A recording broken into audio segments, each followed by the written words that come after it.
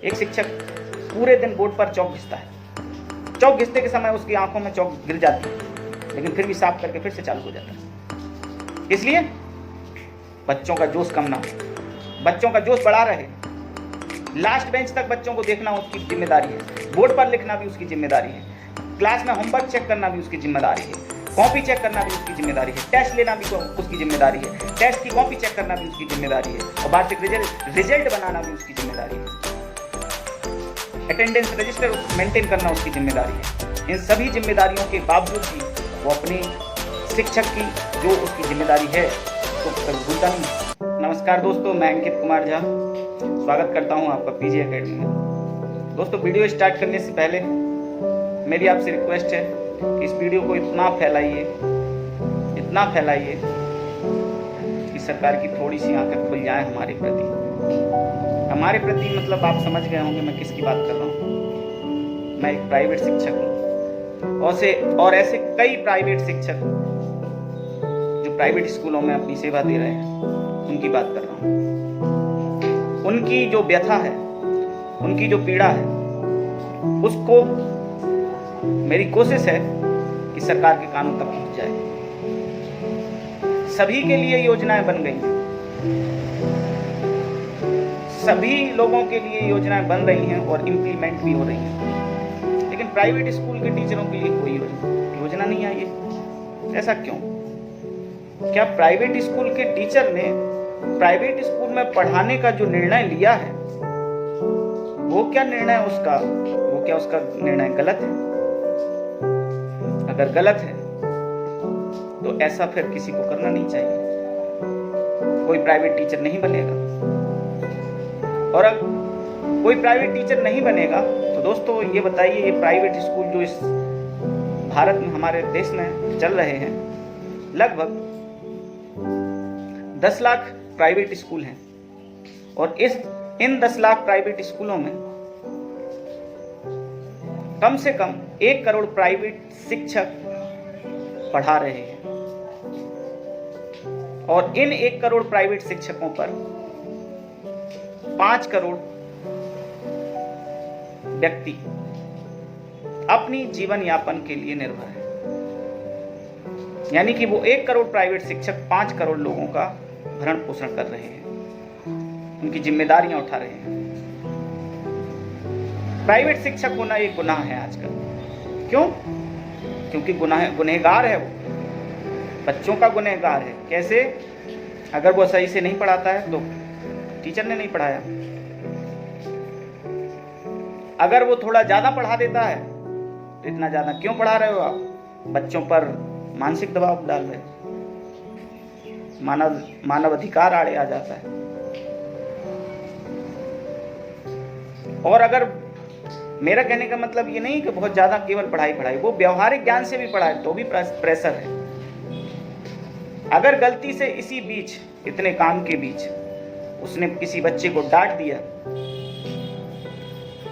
तो फिर तो आफत आ गई उस टीचर पर। उस टीचर का समझ लो हृदय धक धक करने लगता है कि अब पता नहीं कौन सी गाज टूट जाती है। ये बच्चा जाएगा, घर पर बोलेगा, और माँ बाप आएंगे और बस हम पर टूट पड़ेंगे, खरी खोटी सुना के चले जाएंगे।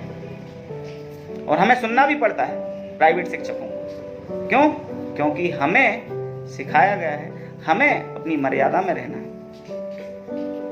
हम ऐसे कोई अपशब्द नहीं बोल सकते जिससे कि हमारे विद्यालय की, हमारी गरिमा को ठेस पहुंचे और एक शिक्षक की गरिमा को ठेस पहुंचे। ऐसे शब्दों को बोल नहीं सकते हम। लेकिन बाकी सभी नियम केवल प्राइवेट शिक्षक के लिए। और आज प्राइवेट शिक्षक जो है वो बिल्कुल बेरोजगार बैठा है, उसके लिए कोई रोजगार नहीं है। दोस्तों, कई दोस्तों का मेरे पास फोन आया, सभी लोगों की यही कंडीशन है। और कई प्राइवेट शिक्षक अपना रोजगार किस चीज में ढूंढने लगे? सब्जी बेचने में। और दूसरे लोगों के लिए सब्जी बेचना बहुत आसान होता है, लेकिन एक प्राइवेट शिक्षक के लिए सब्जी बेचना मतलब बहुत बेकार काम है। मैं ये नहीं कह रहा हूँ काम बेकार है, मैं ये कह रहा हूँ कि वो बेचने में बहुत सख्चाता है। क्यों? क्योंकि अगर मान लो उसने सब्जी बेची और भविष्य में वो स्कूल में पढ़ाने गया तो कुछ बच्चे कहेंगे सर अरे आप तो सब्जी बेचने लगे थे।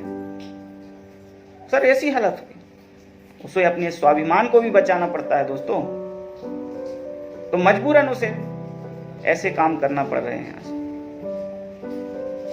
ऐसा नहीं है कि इन कामों में कोई गुनाह है, मैं ये नहीं कह रहा हूँ, सभी काम बेस्ट हैं, लेकिन प्राइवेट शिक्षक के लिए अपने स्वाभिमान को भी बचाकर चलना पड़ता है कि हमसे जो जुड़े बच्चे हैं, हमसे जो पढ़े हुए बच्चे हैं, उनके मन में ये भावना ना बैठ जाए कि जो शिक्षक हमें पढ़ा रहा था वो आज सब्जी बेच रहा है तो हमें क्या ज्ञान देगा। इन चीजों का हमें ध्यान रखना पड़ता है। खुलेआम प्राइवेट शिक्षक किसी के साथ मजाक नहीं कर सकता, अपने दोस्तों के साथ मजाक नहीं कर सकता। क्यों?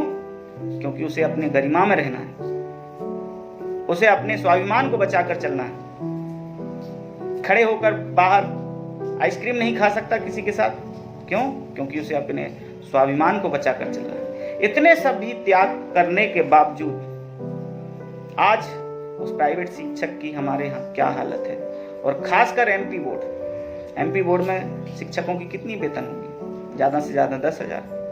अगर वो क्लास टाइम के बाद भी काम कर रहा है तो पूरे दिन काम कर रहा है, इस कार्यालय के ऑफिसेस के भी कुछ काम कर रहा है तो ज़्यादा से ज़्यादा 15,000 दोस्तों। और कम से कम कितनी? मध्य प्रदेश बोर्ड में पढ़ाने वाले शिक्षकों की हालत दोस्तों आज 1,000 से 1,000 और जहां तक है मुझे पहले भी मालूम था 1,000 से नीचे की पेमेंट पर भी कई शिक्षक महीने भर कार्य कर रहे हैं और उसी में उसकी छुट्टी हो जाती है तो सैलरी काट ली जाती है। उसे समय पे आना जरूरी है क्योंकि वो बाध्य रहता है। अगर समय पे नहीं आएगा तो बच्चों पर गलत असर पड़ेगा। बच्चा आपको देखता है, बच्चा आपको देखकर सीखता है। क्यों? माँ का कर्तव्य होता है केवल जन्म देना, लेकिन पूरे जीवन का निर्माण करना किसका कर्तव्य है? शिक्षक का। और आज उस शिक्षक की यह हालत है कि ना तो सरकार, बड़े बड़े इंजीनियर जो भी बना रहा है आज वो शिक्षक बना रहा है, लेकिन उस शिक्षक के प्रति किसी की कोई जिम्मेदारी नहीं है, सरकार की कोई जिम्मेदारी नहीं है कि एक कोई ठोस योजना लेकर आए और हम प्राइवेट शिक्षकों को कुछ काम मिले, ऐसा काम जो हमारे लिए भी करने में मजा आए और हम अपने काम को भली भांति करते हैं। और ये मत सोचिएगा कि हम लोग कमजोर हैं, हम किसी काम में कमजोर नहीं हैं, बस हमें अपनी गरिमा बनाकर चलना है, इसलिए हम लोग बाकी कामों से बचते हैं ताकि हमसे पढ़े हुए जो बच्चे हैं उन पर नेगेटिव थिंकिंग ना आ जाए।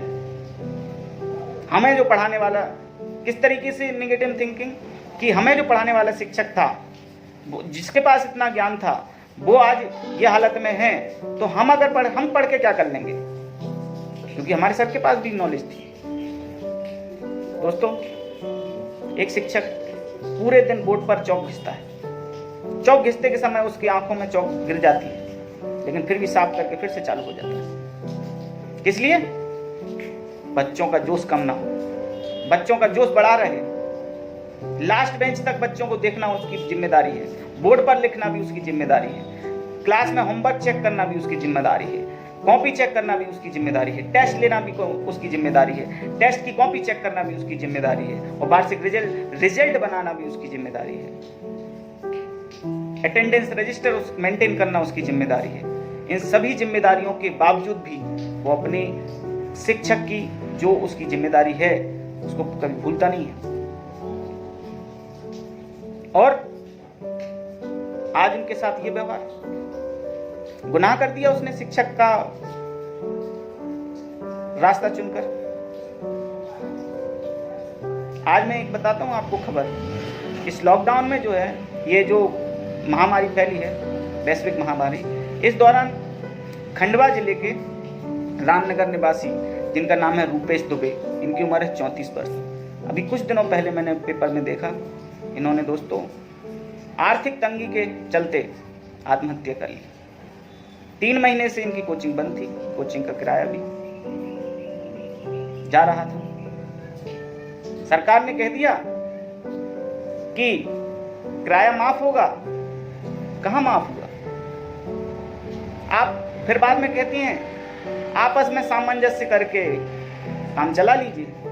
अब बस आपस में सामंजस्य कैसा हुआ हमें पता है, किस तरीके से आपस में सामंजस्य हुआ। अगर प्राइवेट शिक्षक ने अनुभव के आधार पर गलती से एक कोचिंग खोल ली, बहुत बड़ा बवाल हो गया। शिक्षक को कोचिंग पढ़ाने का अधिकार नहीं है, जो स्कूल में पढ़ा रहा है वो नहीं पढ़ा है कोचिंग, ठीक है? क्यों?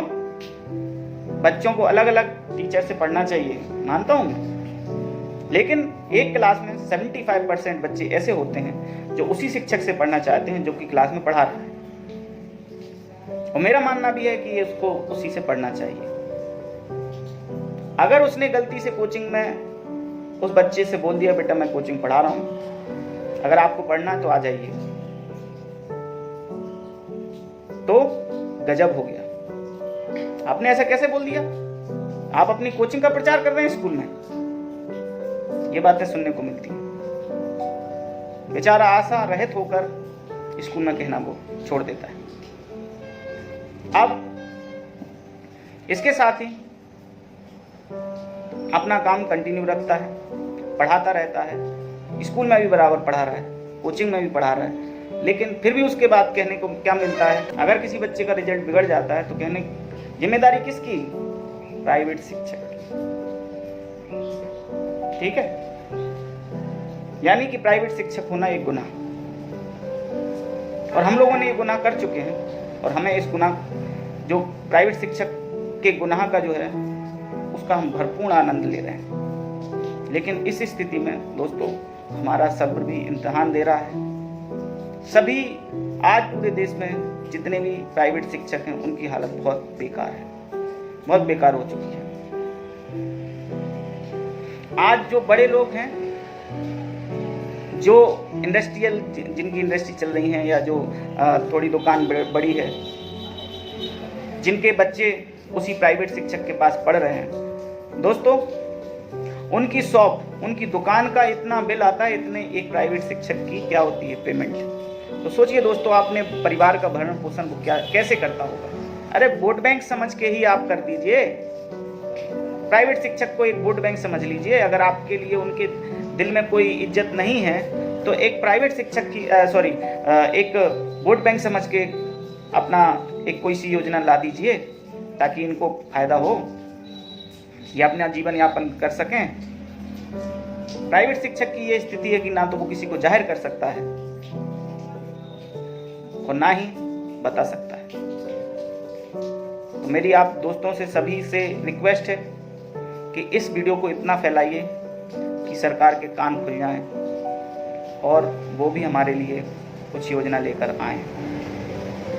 ये मत समझिएगा कि हम लोग कमज़ोर हैं, हम लोगों का धैर्य हर वर्ष काम आता है। हर वर्ष हम 3 महीने के लिए, 3 से 4 महीने के लिए बेरोजगार होते हैं, हर वर्ष।